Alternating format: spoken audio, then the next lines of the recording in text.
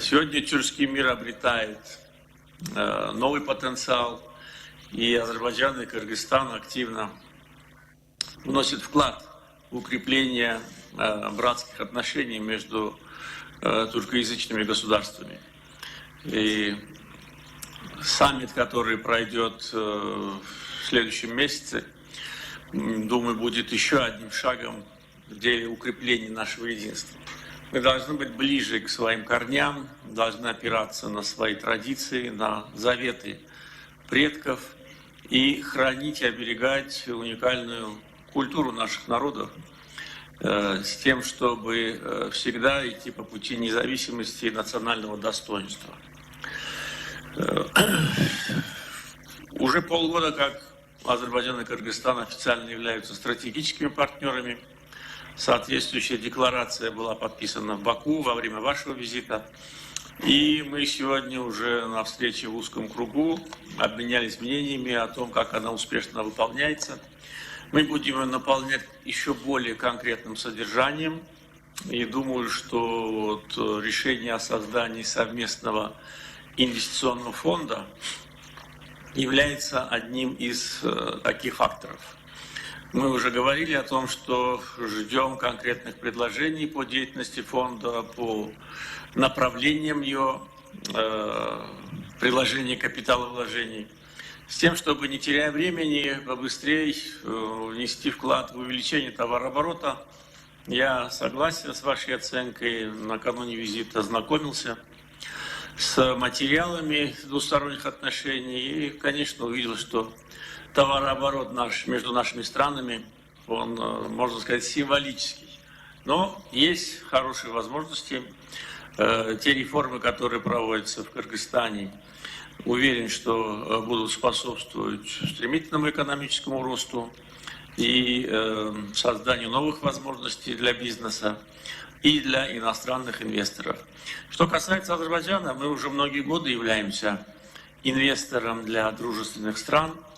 И наши инвестиции всегда служили и служат делу укрепления сотрудничества со странами, куда мы вкладываем средства, и служат взаимным интересам. Они создают рабочие места, создают новые возможности для развития бизнеса.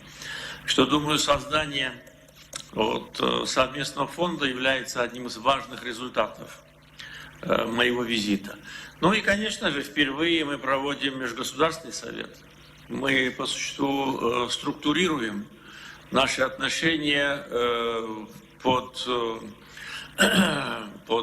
эгидой Межгосударственного совета с тем, чтобы придать больший динамизм и иметь больше возможностей для контроля над принятием решений.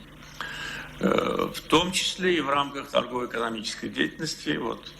Как мы уже отмечали, заседание Межправкомиссии относительно недавно состоялось в Баку, и в следующем году состоится в Бишкеке.